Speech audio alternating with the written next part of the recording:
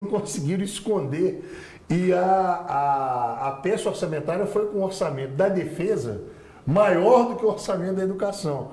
E na última hora, o governo, para não ficar muito feio na fita, como diz, né? Ele foi lá e colocou os dois orçamentos mais ou menos iguais. Mas você vê, nós chegamos ao cúmulo da educação no Brasil, ela ser tratada dessa forma, ela não é mais uma pauta prioritária. Em 2010 e 2018, eu posso ter assim, muitas críticas a uma série de equívocos que eu acho que essa experiência que teve a esquerda à frente do governo cometeu, foram equívocos, são naturais numa experiência de governo assim. Agora, uma coisa é assim, inquestionável, né? Foram muitos os investimentos nas universidades e muitos os investimentos em ciência e tecnologia. E isso agora tem sido diminuído em função de um governo que abre mão dessa possibilidade de ter um desenvolvimento autônomo. Você falou do Estado aqui, eu nem assim... O Estado de Minas chega a ser ridículo, né? Desculpa sobre isso. Porque São Paulo tem um sistema de universidades, né? A USP, a Unesp, a Unicamp. A gente viaja muito interior, você pega a situação da UENG hoje, é uma situação de muita dificuldade. Falta financiamento, professores que não recebem, servidores, a Unimontes também lá em Montes Claros, que é a outra estadual. Então, se o Brasil está vivendo esse desmonte, Minas, eu acho que isso já vinha já de um tempo para cá, e a situação é mais dramática ainda, né? E na UFMG você está sabendo disso mais do que nós, porque você como pesquisador e professora vive essa apreensão lá no cotidiano. É verdade, né? eu acho que você colocou as questões que eu gostaria de ter tratado aqui. Então, eu vou contar um pouco da minha vida para quem não me conhece. Eu sou a professora Mara. Eu fiz doutorado meu em São Paulo, na USP, maravilhosa, nota Aliás, 7. uma foto um dia desse na Praça da República. Muito bonita, uma foto. Acho que você deveria estar nessa época aí do mestrado. Não, ali foi em Nova York. Eu estava, inclusive. Não, uma que eu vi em São Paulo. Eu também sou, pode uma ser. Uma foto que você postou isso na Praça da República, em São Paulo. Pode ser sim, porque eu morei em São Paulo e, na verdade, eu fiz até um post no Dia dos Estudantes para poder agradecer e dizer, gente, eu sou professora, sou doutora, tenho pós-doutorado, viajei o mundo inteiro e consegui fazer isso em função do investimento em políticas públicas. Por que eu gosto de contar isso, Adson? Porque nesses tempos, né, as pessoas tratam tudo do ponto de vista do meu mérito, do meu indivíduo. Fui eu que consegui chegar lá, me doutorar e não depende do Estado. Isso é falso. Na verdade, eu só consegui ir para Nova York, aprender, fazer pesquisa, eu só consegui estudar na USP, eu só consegui ser a pessoa com o currículo que eu tenho hoje, porque eu tive apoio integral de bolsas da FUNP, da Fundação Mendes Pimentel, de auxílio aos estudantes. Depois eu queria contar. Quando você fazia a graduação? Quando eu fazia a graduação, eu cheguei em Belo Horizonte, eu não sou daqui, eu me tornei Belo Horizontina de coração, mas nasci em Governador Valadares, eu não tinha os recursos, né? Minha família nunca foi uma família rica, muito pelo contrário, eu ando de ônibus até hoje, etc., aprendi isso na marra. E se não fosse a FUNP, a Fundação Universidade Mendes Pimentel, que me dava a bolsa bandejão, não a bolsa rachadinha, a bolsa para comer no bandejão, eu não teria dado conta de permanecer em Belo Horizonte. Eu tinha, além disso, um pequeno valor lá, que era o valor para estudantes carentes. Então, eu sobrevivi em Belo Horizonte por conta de políticas de assistência estudantil que poderiam, eventualmente, serem mantidas nesse governo do Bolsonaro, no estado de Minas, para poder fazer aí uma transição das pessoas que moram em Montes Claros, poderem fazer um mini SESU aqui, mas enfim, não vou viajar muito, porque eu costumo ser um pouco dispersa. Mas então eu fiz toda a minha formação acadêmica de excelência, porque a USP... Nas instituições públicas, né? Nas instituições públicas. Eu poderia hoje dizer, eu sou pós-doutora por meu mérito. Não, eu tive méritos, porque o Estado lhe garante as condições e você tem que aproveitar as janelas de oportunidade. E mesmo as pessoas que são contrárias, por exemplo, as grandes corporações da medicina, que foram contrárias ao programa Mais Médicos, que trouxeram o cubano para cá, elas foram contrárias, mas a maior parte desses profissionais se formaram em universidades públicas que têm um custo médio de R$ 8.000 por cada aluno de medicina. Eu fui estudante de medicina, você sabe, né? Não sabia, cada dia você aparece com uma novidade maior. Tem que ser virginiano. Eu estudei até o 6º período, 3º ano. Tá vendo? Mamãe sempre mandou eu fazer direito para virar doutora. Mas eu virei doutora porque eu fiz doutorado. Mas só para contar o seguinte, em 2003, a situação do governo Fernando Henrique Cardoso deixou de herança para o primeiro mandato do Lula uma inflação enorme, uma dívida externa enorme. E quando houve essa transição de investimento também no Nordeste, porque essas áreas mais carentes precisavam desenvolver, inclusive com mão de obra mais qualificada, né? E reduzir um pouco essa situação da migração sul, norte, etc., eu fui para Sergipe com uma bolsa de um programa chamado PRODOC, que não existe mais, né? E ali eu iniciei a minha primeira participação vindo do Sudeste, né? Nisso você tinha saído da USP já? Tinha saído da USP, ou seja, a minha relação com a educação, com a pesquisa, ela vem desde há muitos anos. Então eu conheço o interior da universidade naquilo que ela tem de pior e naquilo que ela tem de melhor. O melhor que ela tem é que o mercado suga todas as nossas compras patentes que são feitas dentro das universidades públicas. Então, a questão do governo Bolsonaro, do governo Zema, não é uma questão contra as universidades, é contra a soberania nacional. E aí, qualquer regime democrático, autoritário, o mínimo que ele quer é a soberania, é a sua autonomia. E é a ciência, a tecnologia, o investimento em educação financiado pelo Estado. Por quê? Porque nem toda pesquisa, quando você começa, você sabe o final dela. Você pode começar uma vacina aí, como a Rússia, a China. Muitas vezes vai levar décadas. Décadas, e o resultado vai ser o quê? Incerto. Também, nulo, pífio, né? As pessoas estão falando da fase 3 da vacina russa. Isso não existe, isso vai demorar. A fase 3, milhares de pessoas serão vacinadas e, eventualmente, aquela vacina será jogada fora. Quem está financiando isso não é o mercado, são Desculpa, Amara. as universidades públicas. Um dado que sempre está dizendo é tão importante que isso também entra naquela contradição que muitos nós temos que privatizar a universidade, cobrar mensalidades. Se você cobrasse mensalidade hoje, no patamar que cobram as particulares, por exemplo, um curso de medicina, R$8.000 por mês, nessa faixa, isso cobriria hoje algo em torno de apenas 20% dos gastos das universidades. Por quê? Porque o investimento com a universidade ele tem que ser estatal, ele não consegue ser um investimento pela mensalidade. E nem pela lógica do mercado. Por exemplo, o Brasil hoje tem os principais institutos de produção de vacinas do mundo.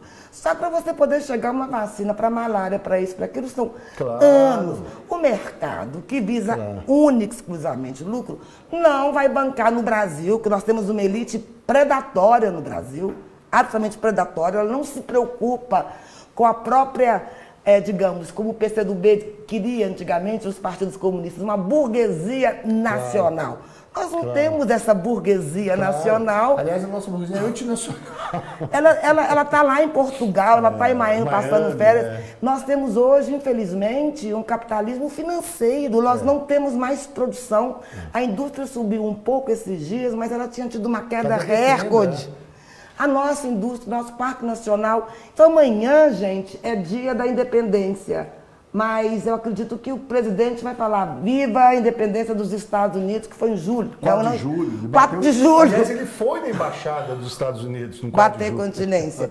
Então, assim, só para me terminar essa questão da soberania, na verdade, eu não acho que é um projeto só contra os professores. Quando ele ridiculariza os professores, ele não está querendo acertar nas baleias e nas zebras gordas como eu. Ele está querendo acertar na soberania nacional. Isso. É um projeto muito pior, porque além de ser um projeto ultraliberal, que perdeu espaço no mundo inteiro, nem o próprio Trump é tão ultraliberal, porque você vê que quando tem produto nacional nosso, ele taxa tudo. As laranjas lá em Miami deram certo para impedir que as nossas laranjas fossem chegassem até os Estados Unidos, né? Então, o projeto é de desmontar o país. Isso aqui pode virar um Haiti, ou seja, uma coloniazinha norte-americana, uma situação de frustração social tão grande que pode ocorrer daqui a alguns anos, porque hoje eu li um artigo de um economista, o problema não é nem o número de pessoas que morrerão pela pandemia, é o desastre. Nossa economia caiu 9,7% num semestre. E ele fazendo aí piadinha sobre os mortos. E sem que a gente tenha nenhuma vacina. Então, assim, o quadro da ciência e tecnologia permite saúde, permite desenvolvimento tecnológico, permite investimento no SUS, que é o nosso Sistema Único de Saúde, que ele está sucateando. Subfinanciado, né? Subfinanciado e que atende milhares, se não milhões de pessoas. E o investimento que ele pode vir a fazer é aquilo que o Guedes falou, quem quiser que pague, falou isso na semana passada. Junto com isso, gente, eu quero colocar uma coisa muito importante. Eu fiz, durante esses 3, 4 meses de pandemia, que eu fiquei confinada, eu fiz um livro inteiro que eu vou mostrar. Eu estou organizando um curso gratuito pela universidade com mais de 1.045 inscritos. Então, nós não somos vagabundos. Nós trabalhamos, é importante recuperar o papel do servidor público, porque nessa proposta de reforma administrativa, juízes não serão lesados, militares não serão lesados, parlamentares não serão lesados. Quem será desqualificado? O servidor público. Que servidor? Os professores, os cientistas. Quem está na linha de frente da pandemia são médicos formados nas universidades públicas e atendendo pelo SUS, que é público, com tecnologia brasileira. Então, a valorização da educação pública e da ciência é fundamental. Fundamental para viver. E isso, Mara, né? Então, eu acho que você esclarece bem, assim, não é um problema de custo, isso que as pessoas não conseguem entender. Não adianta você chegar no FMG e falar, vou cobrar mensalidade para todos os cursos. Isso não arcaria com a despesa da universidade, porque os investimentos em ciência, como você bem disse, eles não dão resultado amanhã, na semana seguinte. Eles levam tempo, levam investimento, é a formação de cientistas, são eventos de pesquisas internacionais, nacionais, publicações, equipamentos, ou seja, na área da ciência social, uma série de seminários, de publicações de livros, de pesquisas disso, daquilo. Então, com mensalidade não se cobra esse custo. Então por que o país faz esse investimento? É porque isso é estratégico. Isso é estratégico. Mas você acha que os municípios, você acha no Brasil que os municípios, estados e esse atual governo não é nem privatista, é predatório. Tem diferença entre você defender algum grau de privatização e você ser predatório. Né? E, além disso, mentir. Pegar os projetos anteriores que não são deles, botar uma plaquinha nova e dizer que são deles. Você acha que existe comprometimento em relação à educação, ciência e tecnologia, de fato, em Belo Horizonte, ou tem algumas falhas? Não, eu acho o seguinte, Mária, Belo Horizonte perde uma grande oportunidade de fazer mais parcerias, por exemplo, com as instituições superiores de ensino, especialmente o UFMG, né? Eu falo a Prefeitura de Belo Horizonte. A UFMG, em todas as pesquisas, hoje ela está entre as 5 melhores universidades da América Latina. É uma universidade de excelência. Então, primeiro, assim, eu não entendo como um poder público municipal, uma prefeitura, não se utiliza ao máximo dessa inteligência, né? E nós queremos aqui, você bem disse, né? Quero muito ver você vereadora, dia 16 de setembro agora é a nossa convenção. Vamos ter que fazê-la remota também, parte presencial, parte remota, em função da pandemia e do isolamento. Mas eu quero ver você vereadora e quero ser prefeito de Belo Horizonte, como você bem anunciou, porque eu acho que a gente pode fazer parcerias desse tipo e parcerias que ajudem a Belo Horizonte a elevar mais o seu nível educacional. Eu acho assim, essa questão da pandemia mostrou, Mari, esse abismo, né, da educação pública. Vamos voltar agora mais para a educação básica, a gente estava falando muito da universidade. Você vê, foi aprovado o Fundeb, que foi uma grande vitória, né? O Fundeb é o Fundo de Desenvolvimento da Educação Básica. Ele passa a ser constitucional, porque ele só estava previsto até o final de 2020. E ele vai aumentar dos atuais 10% que o governo federal aplica para a educação básica nos estados e municípios, ele vai chegar a 26%, né? Ele vai chegar a 23% até 2026, então ele vai crescer 13%. E parte desses recursos, aí foi uma vitória da bancada de oposição ao Bolsonaro na Câmara, pode ser paga profissionais da educação. Então você sabe que isso é um grande gargalo, você não consegue ter uma educação boa se você não valorizar o profissional da educação. Por isso que o Flávio Dino... Que está sendo atacado o tempo todo, né? Por isso que o Flávio Dino, que vai inclusive estar muitas vezes nessa campanha, apoiando a sua campanha, apoiando a minha campanha, paga hoje o maior piso salarial do Brasil. Você imagina o estado do Maranhão, que é um estado com muitas desigualdades. O Sarney ficou lá 6 décadas, paga o maior piso. Com esse novo Fundeb, por exemplo, Belo Horizonte pode encarar esses gargalos. Quais são, Mária? Você tem hoje em Belo Horizonte 5 mil crianças que estão na fila para uma vaga na educação infantil de 0 a 5 anos. Você sabe que essa é uma fase da primeira infância da criança que é fundamental. O convívio com outras crianças, a alimentação balanceada, a socialização. E para isso você precisa ter educadores, pedagogos, você precisa ter infraestrutura, você precisa investir em instalações, né? Então, essa é uma área que a prefeitura, ela praticamente está no mesmo nível do que há 5, do que há 10 anos atrás, ou seja, não teve avanço nesse sentido. Veja que eu nem estou dizendo uma coisa que a gente precisa avançar nas regionais de Belo Horizonte, que são também as creches em período noturno. Por quê? Porque há um número grande de profissionais que trabalham à noite. Profissionais da saúde, vigilantes, podia aqui listar uma série de profissões. E deixa o filho como? Então, claro, se você não tem orçamento já para ter as creches noturnas, que seria ideal pelo menos uma por regional, que pudesse selecionar famílias que realmente necessitam desse período da noite. Mas enquanto a gente não chega lá, pelo menos zerar essa fila de 5 mil crianças é fundamental. Eu fico imaginando como uma mulher chefe de família, que é a maioria dos casos, né? Que está num bairro, que está numa periferia, que está numa vila, numa favela, num aglomerado, precisa acessar o mercado de trabalho. O desemprego já é muito alto no Brasil. Com quem que ela deixa a criança?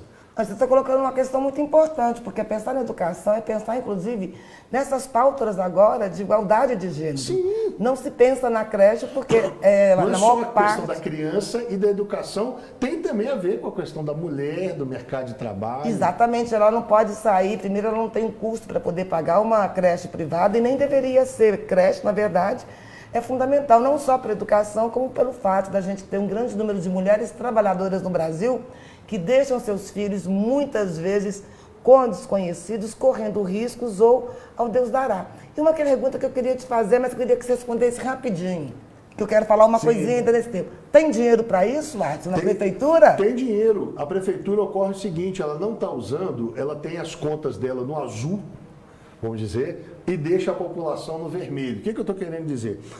O atual candidato a vice-prefeito do Calil, que será o candidato a vice, foi o secretário da Fazenda que no governo do Aécio Neves instituiu... Então, Aécio Neves está junto aí com o Calil? Veja bem, instituiu gente, babado, não sabia. A chamada austeridade fiscal. O que é a chamada austeridade fiscal? Explica aí. Na visão dessa gente ligada, né, ao grupo do Aécio. Ao grupo do Aécio, ao neoliberalismo, como você falou aqui. É o seguinte, olha... Você não pode pegar o que a prefeitura pode fazer com seus recursos para fazer. Por quê? Porque senão os bancos não deixam, os credores não deixam. Um exemplo, Belo Horizonte pode usar de folha de pagamento com o pessoal 53%, dos 55% do seu gasto pode ser com folha de pessoal. Sabe quanto que ela está gastando hoje? 42%. Então você Ou seja, tem dinheiro. 13%. Isso é o que diz a lei de responsabilidade fiscal. Nós chegamos a um ponto que nós estamos lutando para chegar no teto do que os neoliberais propuseram. Ou seja, a gente tem dinheiro, pode gastar o dinheiro e não gasta porque falta vontade política? Porque falta vontade política. Porque você quer ter a conta como se fosse uma empresa, quem tem que ter lucro é a empresa. A prefeitura tem que ter serviço de qualidade. Exatamente. Então, por falar em serviço de qualidade, eu acho que o Watson está colocando algumas coisas muito importantes aqui. A questão da creche passa pela igualdade de gênero, de fato. São as mulheres que sustentam as suas famílias. Você sabe que o Brasil hoje, o número de chefes de família, a maior parte delas são de fato ou de direito mulheres. Então tem essa questão da igualdade de gênero, tem a questão de que recursos públicos são para melhorarem a qualidade de vida. Então eu digo o tempo todo, é uma cidade, é uma capital para as pessoas e não uma capital para o capital. Então acho que a gente tem que pensar que não é uma empresa, e queria colocar, eu sei que você está com milhões de ideias. Não, é reforçar essa ideia, nós precisamos inverter essa lógica. Inverter essa lógica, a cidade não é para o capital. A cidade é para as pessoas, não é uma empresa, a cidade é para as pessoas. Se ela pode se endividar, vamos endividar a cidade. Mas endividar com lógica e com responsabilidade fiscal. Onde esse dinheiro? Na educação, exatamente. Em coisas importantes. E uma coisa que você falou, além de garantir aí, dar condições às mulheres de estar no mercado de trabalho, de fazer outras coisas, quando você garante creches noturnas, tem algo muito importante. Há 2 semanas atrás, eu fiz uma oficina LGBTQIA+, que é uma oficina para discutir temas com a comunidade trans, com a comunidade LGBT, ótimo, etc. É um tema importantíssimo. E, inclusive, esteve na nossa oficina um professor muito reconhecido, que é Alexandre Bahia, que ele é o presidente da Comissão de Diversidade e Gênero da Ordem dos Advogados do Brasil de Minas Gerais, professor da UFOP, doutor, e que estuda a questão de judicialização dos direitos. Ou seja, aquilo que é vetado pelo prefeito, você pode judicializar, por exemplo. Eu soube, e não sabia pelas meninas, que só tem 13 hospitais públicos no Brasil que fazem cirurgia. Mas mais do que isso, a gente pergunta, por que tem tanta fake news? Por que tem tanta pós-verdade? Para que as pessoas não caiam em tantas mentiras, é necessária educação. Para que não exista tanta homofobia no Brasil, é necessária uma educação para a cidadania. Então eu fico pensando, por que no nosso currículo, além das questões que você colocou, tem dinheiro para o caixa, professor é mal pago, além de reestruturar um pouco a educação para que ela seja para direito de todos e não apenas direito de alguns, a gente tem que dar uma educação para a tolerância. E isso não é ser comunista. Atenção, gente, na Alemanha, que eu conheço bem, minha filha estudou na Espanha, ela tinha aula de ciência política. Claro. Ela sabia o nome dos políticos, do sistema político, e ela estudava num colégio que era compartido, ou seja, uma parte era do Estado e uma parte era da igreja. Sim. Eles tinham aula de cidadania, com prova. Chama Estado laico, né? Para a tolerância, porque grande parte da violência contra as mulheres, grande parte da violência contra a comunidade LGBTQIA+, advém da total falta de informação. Claro. Então, uma das lutas que o professor Bahia está colocando é possível pensar junto com a comunidade toda temas desde o ensino fundamental, claro, isso é fundamental, de reconhecimento da diferença e da diversidade. Por quê, Adson? Porque o município, desde a Constituição de 88, ele tem relativa autonomia na educação. Então, não precisa ser a mudança que vem do maluco do Bolsonaro, claro, porque ele não está preocupado com isso, ele está preocupado em ser homofóbico, machista, misógino. Isso é o que dá voto para ele. Isso é o que dá voto para ele. Mas a prefeitura poderia, junto com os pais, inclusive, conscientizar os pais, os alunos, claro, da relevância de uma educação democrática para a tolerância, claro, das escolhas sexuais, inclusive ideológicas. Claro, né? Claro. Então, eu acho que é uma coisa que dá para fazer. Claro. E se um prefeito vetar, como ensinou o professor, o doutor Alexandre Bahia, advogado, por que não judicializa? Se claro, é um direito constitucional. E isso que você falou é importante, vale para outras áreas também. Você pega a questão ambiental em Belo Horizonte. Hoje é dia da Internacional da Mulher Indígena. Então você pega a questão ambiental. Se você não tratar essas questões, que é o que você disse, a questão da tolerância, a questão da sexualidade, a questão da democracia, a da questão cidadania. Da cidadania, dos direitos. Porque no Brasil, uma criança ela vai chegar no nono ano, antiga 8ª série, e ela vai ter noções de matemática, muitas vezes, muito mais profundas do que ela tem noção dos seus direitos. Os seus direitos não são discutidos. Teve um caso gravíssimo que eu quero dizer aqui, que as pessoas não tocam. Gravíssimo. Há 3 semanas atrás, aquele caso horrendo daquela criança que foi violada. Ou seja, elas têm que ter educação sexual para evitar que pedófilos monstruosos, claro, elas têm que saber, olha, eu não posso ser até tocada. A na família, né? Exatamente. Então, a educação sexual não é para ensinar nada para a criança, é para ela se proteger Essa de besteira pessoas, que o Bolsonaro né? estava falando de mamadeira, de piroca, de coisas do tipo na campanha, é para confundir, não querer educar. É para não querer educar as crianças. Infelizmente, a gente tem que tocar na Porque realidade. isso nunca existiu, foi uma fantasia que eles criaram. Isso. Não, e as pesquisas demonstram que a pedofilia está aumentando no Brasil por falta de educação. E precisa dessa educação, porque na maioria das vezes são pessoas muito próximas, são tios, são primos, algumas vezes pais. Se a criança não tiver um resguardo educacional que dê a ela o caminho para informar um outro parente, para denunciar, ela vai ser vítima. Isso pode ser um assunto, vamos perder voto, gente, não é isso. Crianças são violadas neste Brasil. Talvez muitas pessoas que estejam nos ouvindo aqui, né, sabem disso, não querem se colocar, porque as pesquisas mostram isso. Então, provavelmente essa menina do Espírito Santo, ela era violentada por outros membros da família, não apenas outros membros da família. Tem medo de ameaça, tem medo de morrer. Então, a educação para a cidadania engloba meio ambiente, engloba respeito às regras, que não é só direito.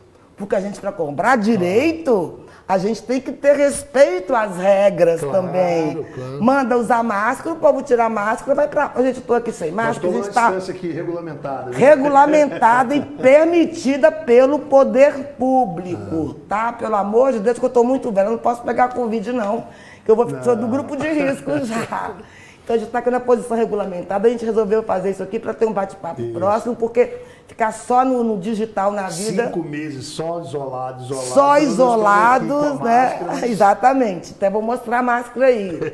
Operador, aqui, traz a máscara.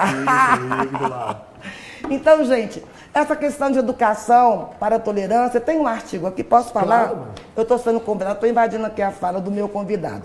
Um dos artigos desse livro, A Educação Desterritorializada, ele foi feito em 2017, quando eu estava na Universidade Federal de Sergipe, no programa de pós-graduação em educação, aí pela inversão das políticas públicas que foram feitas, eu tive a oportunidade de ir para lá. Um dos capítulos foi feito por um moçambicano, branco, por incrível que pareça, da elite moçambicana, e ele estuda na FAI, Faculdade de Educação, e é professor da FAI sobre tolerância para a educação, desde 2007.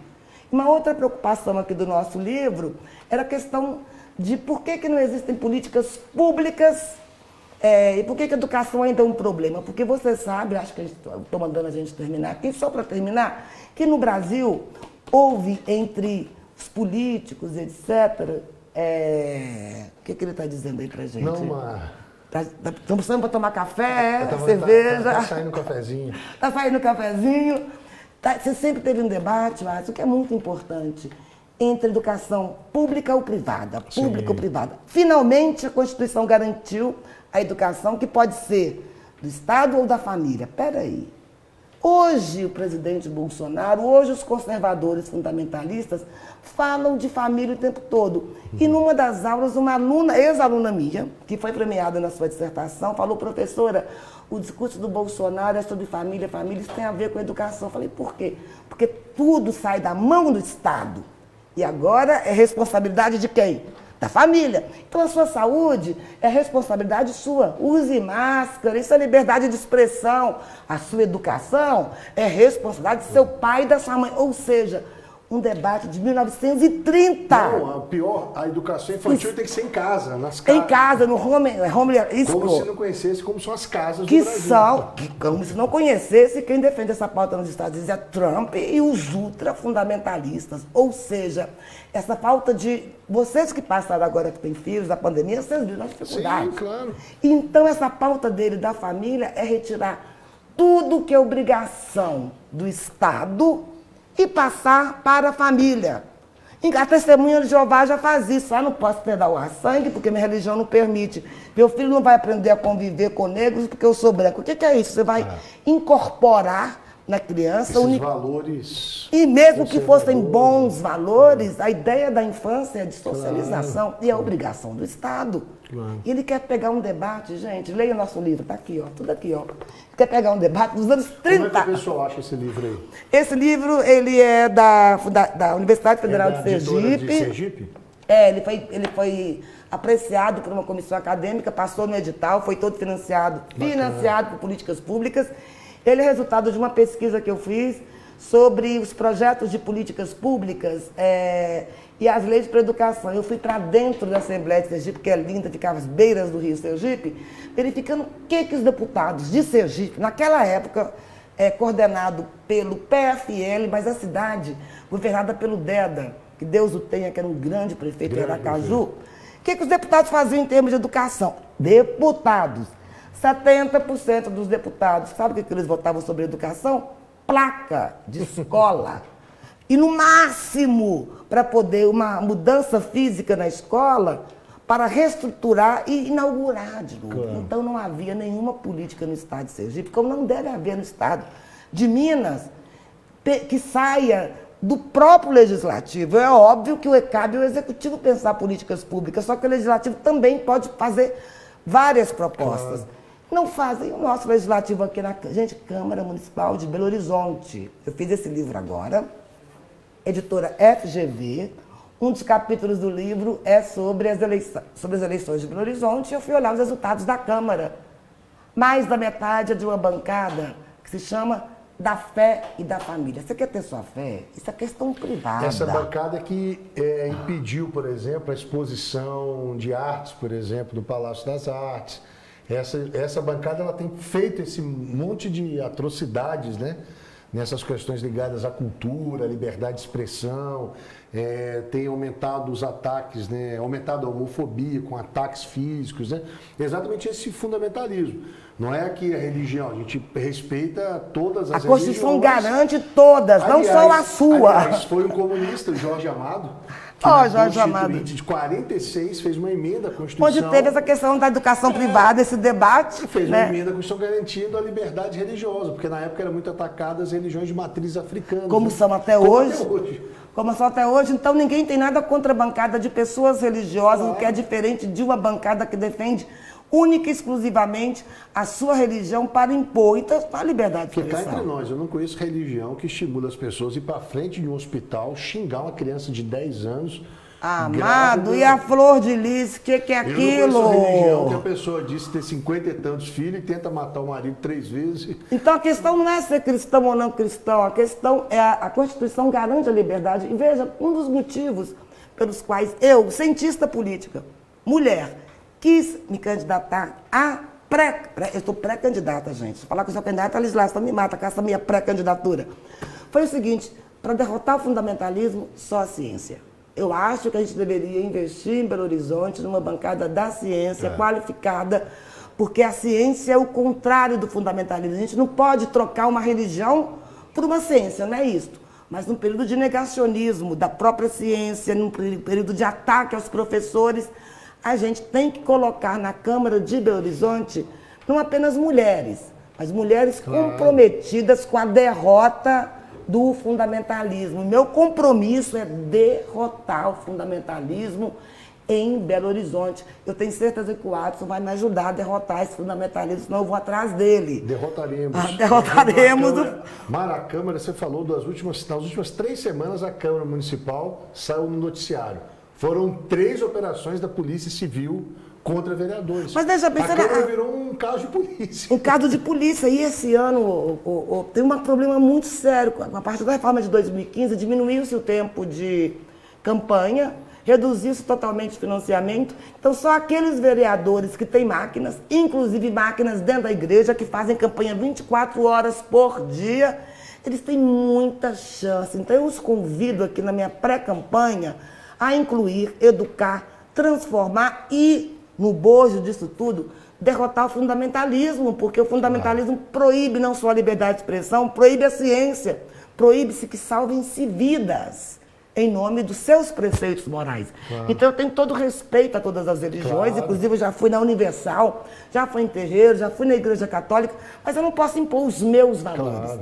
Ah, mas você quer doutrinar? Não, amado, quem quer doutrinar é a SECOM, que foi hoje brigar com um humorista, com humorista, e que proibiu que a Rede Globo de televisão falasse da rachadinha. Não pode falar da rachadinha do Flávio, né? Mas censurando aquele colunista, o Nassif também. Então a gente está no período, gente, que a Câmara não é só para poder calçar a rua. Claro que a gente tem que pensar na cidade. Tem que pensar na educação, tem que pensar na saúde, dá para fazer muita coisa. Uma coisa que eu vi na oficina LGBTQIA+, com a psicóloga que participou, é saúde mental. Não só na pandemia, mas depois. Já vinha antes também da pandemia uns dados assustadores, né, de suicídio, depressão. Sim, esse, aliás, é o setembro, mês amarelo, aumenta na pandemia. Né, contra E tem uma coisa muito interessante, saiu uma pesquisa com a comunidade trans, porque eu sempre falo da comunidade trans. Gente, eu não sou trans, não, eu no meu lugar de fala, mas é um público hiper, super invisível em termos de políticas públicas, não de fazer dança, não é só isso, o público LGBT. Claro. E não é só a parada gay de um em um Não ano, é né? só a parada gay. Saiu uma pesquisa enorme feita por uma instituição com 9.000 entrevistas. Qual que é o principal impacto da pandemia sobre a comunidade trans? E acho que sobre a população brasileira. Saúde mental. As pessoas são deprimidas, elas não têm certeza do seu futuro, a economia patinando, um presidente de extrema-direita com discurso fascista, 9,7% de queda, sem garantia, inclusive, de quando as aulas vão voltar, porque você tem medo de colocar seu filho numa escola e a pandemia matá-lo, etc. Então a Câmara tem que ter esse compromisso com os direitos humanos. E um prefeito tem que ter um compromisso de executar essas políticas públicas. Belo Horizonte, Mário, que você falou bem, é muito grande para a gente pensá-la só no âmbito da política municipal. Ela tem que servir novamente como uma mola de resistência ao que estão tentando fazer com o Brasil. Porque o Rio de Janeiro, com Crivella, com o pastor preso. São Paulo com o Dória. Porque na verdade o Covas e o Dória lá é a mesma coisa, ou seja... São do mesmo país. Há quantos anos, hein? Aliás, eu vi ontem então, quantos anos que eles estão governando São Paulo? Décadas. 30 anos. 30 Olha, anos, gente, eu não era nem nascida e o PSDB já governava São Paulo. É uma coisa assim, tudo bem, beleza. Estão avisando alguma coisa ali pra gente. Não pode falar mal do PSDB. É isso que ele está dizendo ali? Não. Ao contrário. Pode falar? Eu não sei, gente. Olha, ele é comunista. Falar, tá vendo como é que comunista garante liberdade de expressão? Do Bolsonaro aqui, nós primamos pela liberdade de expressão. Total. Mas veja, Adson, liberdade de expressão nos parâmetros da Constituição. Isso. Porque a gente... Sem o que tem nos mostrado, as fake news, os crimes. Você acha que isso é liberdade de expressão? Vamos discutir esse tema, que a direita vive dizendo que é liberdade de expressão. Vocês acham que a liberdade de expressão é falar que, e daí, eu não sou coveiro? Vocês acham que a liberdade de expressão humilhar uma pessoa negra? Vocês acham que a liberdade de expressão xingar uma pessoa trans? É isso a liberdade de expressão? Não, meu filho, isso tem nome, isso é racismo, isso é crime, isso é proibido pela Constituição. E ele está fazendo toda uma política de transformar direitos humanos como se fossem privilégios. Ai, vocês estão como em mim, vocês são privilegiados. Não, direitos humanos não é privilégio, é conquista que veio depois da Segunda Guerra Mundial, quando os nazistas, né, acabaram com tudo na Alemanha. A Hannah Arendt, que é uma autora importante, filósofa, foi para os Estados Unidos e a pauta dos direitos humanos, né, nasceu ali. Foi. E sem respeito aos direitos humanos é tome totalitarismo. E agora você entende por que o Bolsonaro, como um fascista que odeia o PCdoB, porque os comunistas, desde a Segunda Guerra Mundial, já derrotaram o fascismo. Derrotaram o fascismo. Eles ressuscitaram essa luta ideológica de 70 anos. Eu tive no museu da Alemanha, meu Deus, eu tive num campo de concentração, porque eu sempre estudei o autoritarismo. Estou estudando autoritarismo, eu falei, gente, está acontecendo alguma coisa no mundo, porque desde 2005, quando eu morei na Espanha, o neonazismo começou a subir levemente na Alemanha. A Alemanha é uma potência, tudo que nasce na Alemanha vai disseminando. Eu comecei a visitar alguns museus, quando eu morava por ali, na Espanha, etc. E eu fui visitar os museus nazistas e campos de concentração. Então, olha que história interessante e trágica. Eram 12 camisas de cor iguais, todas listradas, que parece que o alemão tem toque. Os lençóis todos listrados. E cada uma estrela tinha uma cor diferente, representando como se chama na literatura, um outsider social. O que é outsider social? Aquela pessoa que é marginal. Sim. Aí então tinha representando as prostitutas, tinha representando os estrangeiros e tinha lá a estrelinha vermelha representando os comunistas. Mas comunista era qualquer um. Todo mundo acha que eu sou comunista, que vocês são comunistas, porque vocês são democráticos. Hoje em dia é bom ser chamado de comunista. 80%, se eu tiver certo, Bolsonaro, são comunistas. São comunistas, né? Porque todo mundo que é democrático hoje, que discorda da privatização, todo mundo que é a favor de políticas públicas de saúde, todo mundo que quer tomar vacina, todo mundo que fica em casa é comunista. Porque esse princípio... Que bom, você não acha bom? É bom fazer propaganda. Esse princípio que é o princípio do comunismo, que é da... Tudo comum a todos. Comum a todos. Você tem o direito a ter uma escola, a ter um emprego, a ter um salário, ou seja, são questões básicas.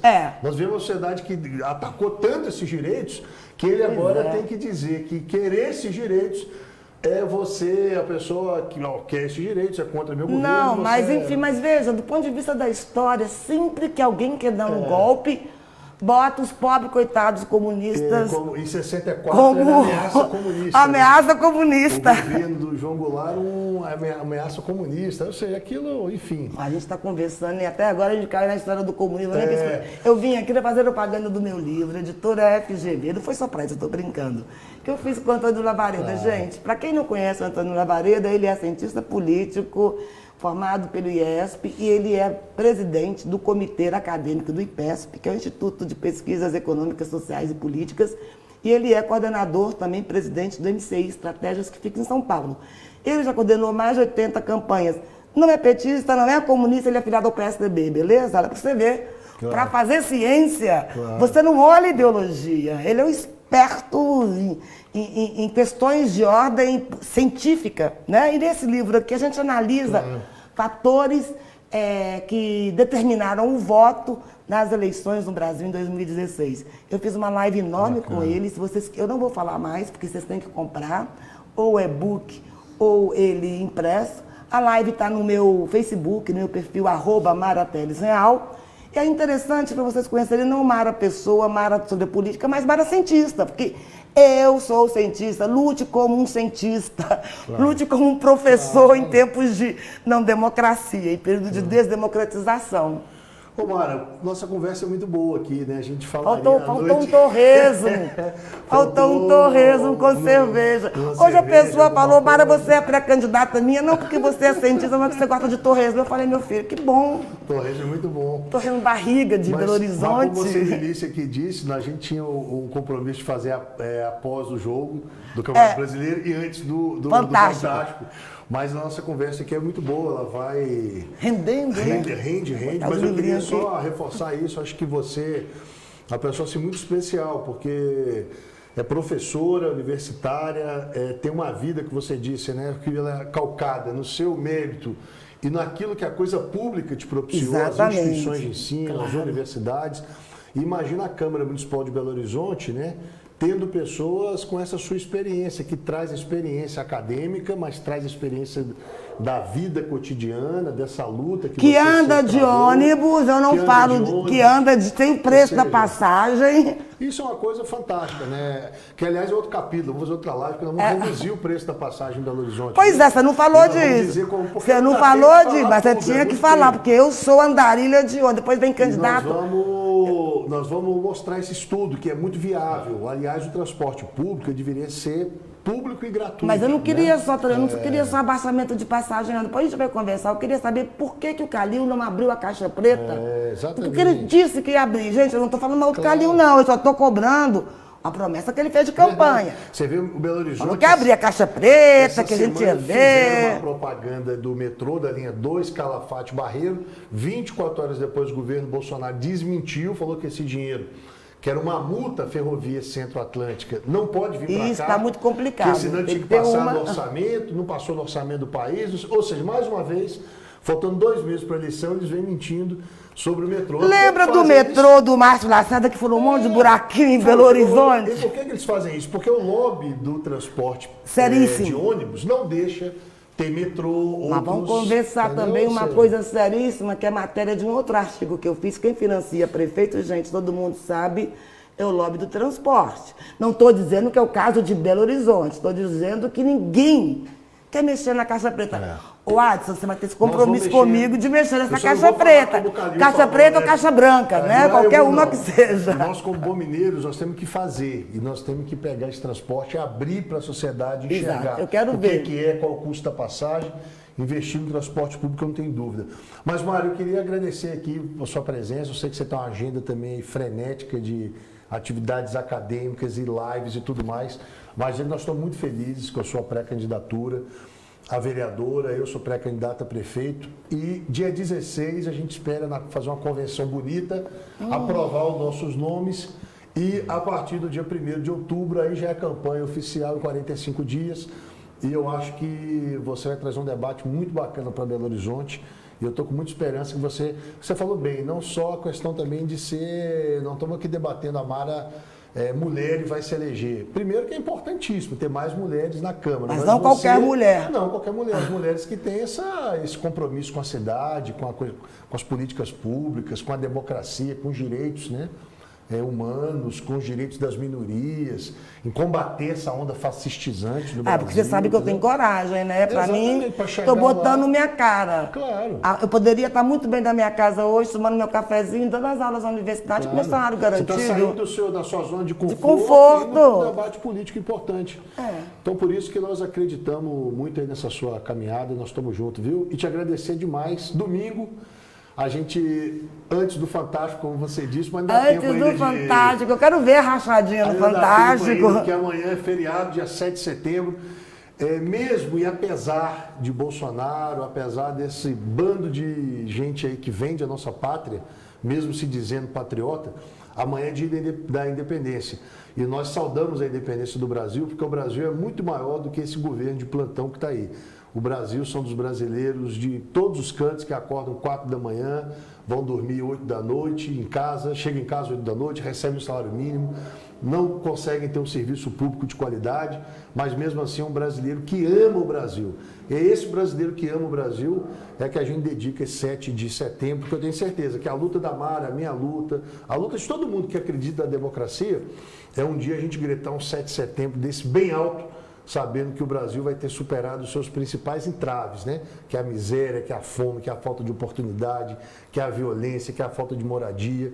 E nós estamos nessa luta para isso. Então, viva esse 7 de setembro e temos que lutar muito, viu? Para que 7 de setembro seja um 7 de setembro com esse sentido libertário para o Brasil. E não, infelizmente, com esse governo que tenta a cada dia entregar nosso Brasil aos interesses de outros, especialmente dos Estados Unidos. Então, muito obrigado por vocês aí que nos acompanharam. Obrigado a Mari. Se a Mari quiser dar um beijão na turma aí. Um beijão na turma. Eu quero dar um beijão a todas as pessoas que acompanharam. Acho que o Adson mostrou aí a capacidade dele, né, a abertura dele para o diálogo com forças não fascistas, mas ao mesmo tempo também fazendo críticas, porque a oposição tem que falar, olha, tem um buraco aqui, tem que mexer. A coisa podia estar muito melhor. Ao mesmo tempo, dizer que a gente não pode ser, do PCdoB, os apóstolos, né, do apocalipse, mas sim a esperança. Eu tenho certeza que comigo na Câmara e o Adson na Prefeitura vai ter luta, mas vai ter esperança, vai ter torresmo também. Obrigado. Obrigada, eu vou falar mais. Agora tomar um torresminho com cerveja. Foi boa a conversa. Passa aí. Deu certo? Aí eu era presidente da UNE, o governador do Rio era o Garotinho, né? Aí eu fui para audiência com ele. Audiência com ele e tal. Eu falei, ô governador, só acabou de ser eleito numa coalizão de esquerda. Benedito era vice dele, né? E só tem que saldar uma dívida histórica que o Estado brasileiro tem com os estudantes, que é reconstruir o prédio da UNE. Aí na hora ele olhou assim e falou, claro, é um compromisso meu, eu vou fazer. Tem projeto? Eu falei, tem. E é do Niemeyer. Do Niemeyer? É do Niemeyer. Então eu vou fazer. Aí peguei o avião que tinha um congresso da SBPC em Brasília, no dia seguinte. Saí da reunião com ele, fui em Brasília. Quando eu abro o jornal no outro dia em Brasília, eu lembro disso perfeitamente, acho que era o Estado de São Paulo, o jornal Folha de São Paulo, é uma imagem do prédio da UNE pegando fogo em 64 e uma reportagem dizendo o seguinte, que loucura. A reportagem, depois que eu fiz a audiência com o governador do Rio, a reportagem procurou o Niemeyer. A Niemeyer falou o seguinte, não, eu não fui procurado pela UNE, mas se a UNE me procurar, eu faço o projeto. Aí o que eu fiz? Peguei um avião de volta e fui para a casa do Niemeyer. Aí quando eu entro na casa do Niemeyer, eu olho o Niemeyer na minha frente, fumando um cigarrinho, uma cigarrilha, um pôster de todo tamanho do Luiz Carlos Prestes assim, no escritório dele. Eu fui comentar, o senhor, não me chame de senhor, Ninguém é senhor de ninguém. Eu já fiquei assim, né? Como é que eu vou tratar o Niemeyer a não ser senhor? Não, pô, queria te pedir desculpa, porque eu falei aquilo lá com o governador, porque a gente está querendo construir o prédio. Vou te falar uma coisa. Nos anos 70, eu fiz um projeto a pedido do João Saldanha para reconstruir. Vocês são tudo desorganizados, vocês perderam esse projeto. Mas eu gosto da Uni e vou fazer o projeto de novo. Conclusão, fez o projeto, que hoje é o projeto que está reconstruindo a sede da Uni na Praia do Flamengo 132. E olha como é que nós ganhamos o projeto do Niemeyer.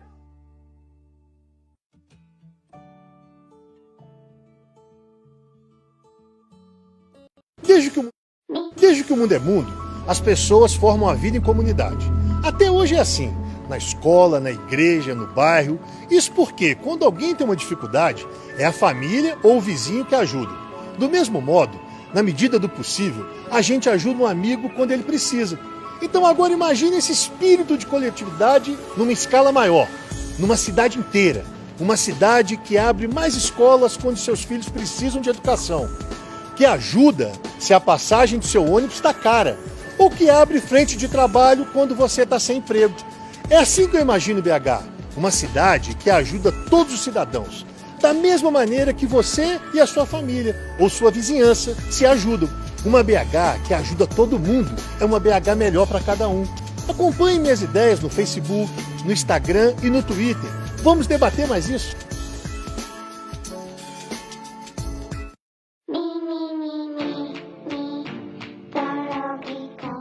Não, o Fidel foi o seguinte, Congresso em Belo Horizonte, 99, e o Fidel veio para um encontro de chefes de estados no Rio de Janeiro, né?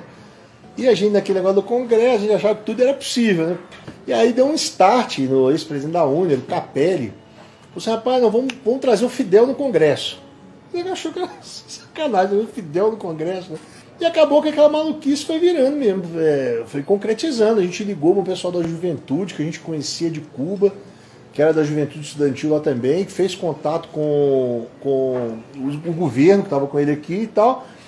E no final das contas o pessoal disse, tudo bem, para ele só falta um convite do Itamar. Topo, faço convite oficial. Na quinta ia ter final, Vila Nova... Atlética América, final do Mineiro. O Congresso do Mineirinho. Então você imagina, o Mineirão entupido, na madrugada anterior, 3 horas da manhã, tava Polícia Federal, Exército, Polícia Civil, Polícia, tudo que você imaginar que fosse, fazendo a varredura do Mineirinho, segurança e tal. E a nossa oposição na Uni achando que era mentira, né? Pô, esses caras vão trazer o Fidel Castro, né? Conversa fiada e tal. E na quinta-feira, quando chegou 3 horas da tarde, tudo assim com muita segurança, pode avisar só um pouco antes e tal. 2 horas, o comandante vai no Congresso. E chegou no meio, aquele Mineirão já enchendo. Ele acabou chegando umas 4 horas, você imagina um jogo no Mineirão à noite. O tropeiro já tá rolando ali desde meio-dia. E chega o helicóptero, a confusão. E na hora que os estudantes viram aquilo, eu acho que também o pessoal não acreditou, né? Porque você imagina, o cara tá lá do Ceará, do Piauí, do Amazonas, do Rio Grande do Sul, e tá no Mineirão, no Mineirinho, sentado num congresso, achando que vai ter a programação normal, quando veja aquele homem de 2 metros, barba e tal, falou 2 horas e meia para a juventude e tal. E foi legal o seguinte, que ali também ele convidou e colocou à disposição para Cuba fazer no ano seguinte o Congresso Latino-Americano de Estudantes, que a gente levou uma delegação enorme do Brasil. Então foi um negócio assim, muito rápido. Surreal, porque você imagina o cara sair, vir participar e tal. Foi uma coisa louca.